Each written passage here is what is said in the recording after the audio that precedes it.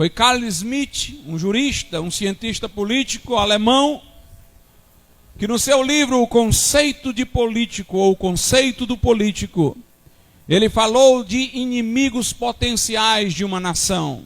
Grupos que ostensivamente não se opunham àquela nação, mas que poderiam, por estarem dentro dela e não lhe pertencerem, ser uma ameaça. E Carl Schmitt sugere que o poder deve neutralizá-los de imediato. Hitler acolheu este pensamento.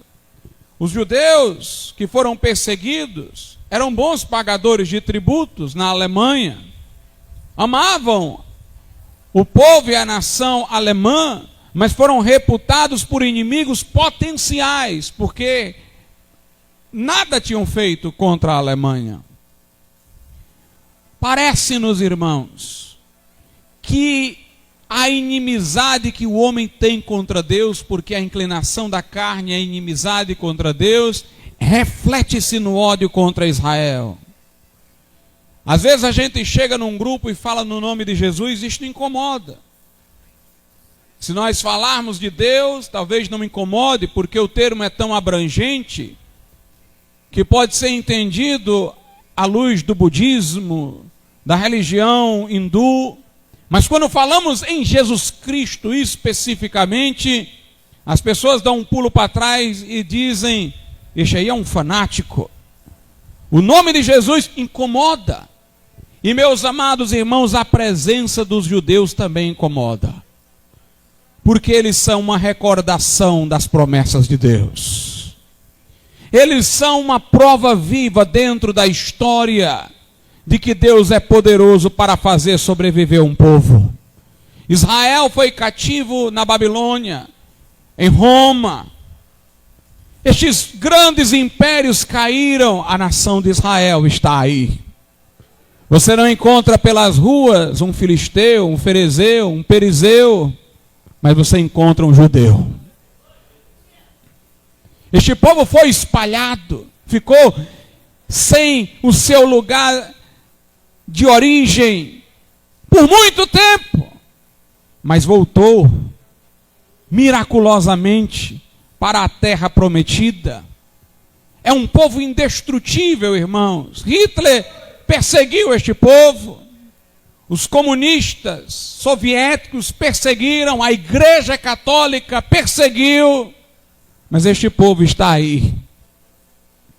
É interessante observar como eles têm uma capacidade de sobrevivência sob perseguição, de prosperar em tempos difíceis. Porque não digo que são o povo celestial de Deus, por serem judeus eles não têm a promessa do céu. Tem a promessa do céu quem se arrepende dos seus pecados e crê em Jesus. Mas eles são o povo terreno de Deus, eles têm a promessa na terra. A promessa da terra prometida, a promessa de serem a sede do governo milenar de Cristo no futuro. E embora perseguidos, Deus os faz sobreviver. Um rei, uma certa vez, desdenhando dos cristãos, olhou para um ministro religioso e disse: dê-me uma prova só, porque eu não tenho tempo, de que a Bíblia é verdadeira. Aquele ministro disse: Israel, meu senhor, Israel é uma prova só. Veja este povo, olha a história deste povo, e você verá que este povo sobrevive por um milagre.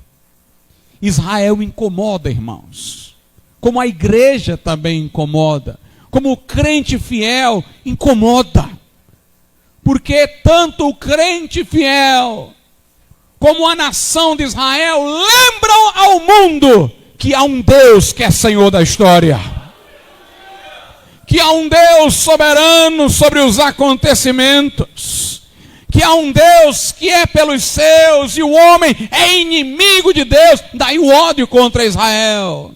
Em cada geração o motivo muda, mas a coisa é sempre a mesma. A Igreja Católica perseguiu os judeus alegando que foram eles culpados da morte de Jesus. Os nazistas dizendo que eram inimigos potenciais do povo alemão. Os árabes, porque disseram que na Bíblia eles deturparam os papéis, porque no Alcorão quem figura como o filho da promessa é Ismael, de quem vieram os árabes, e o filho rejeitado é Isaque, quando na Bíblia dá-se o inverso, Isaque é o filho da promessa, Ismael é o que foi rejeitado. E sob o argumento de que corromperam a Bíblia, os árabes perseguiram Israel.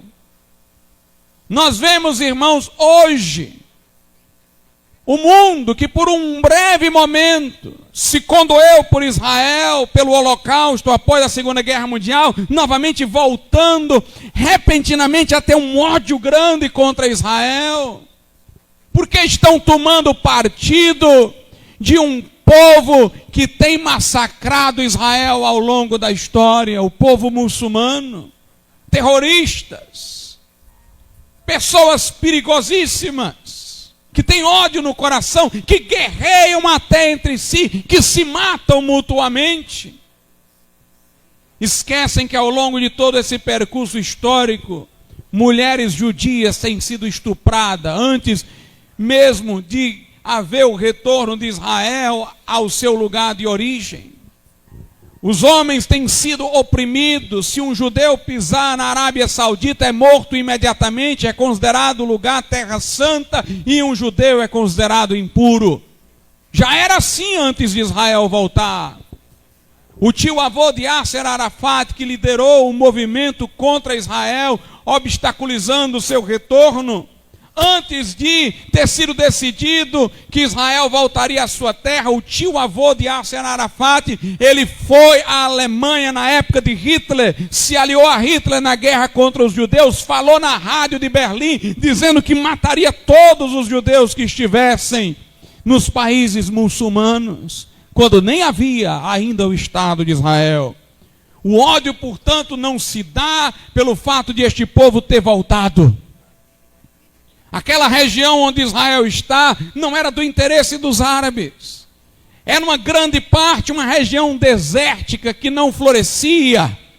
Mas como os judeus têm a bênção de Deus para as coisas terrenas, eles criaram um sistema de irrigação e fizeram o deserto florescer.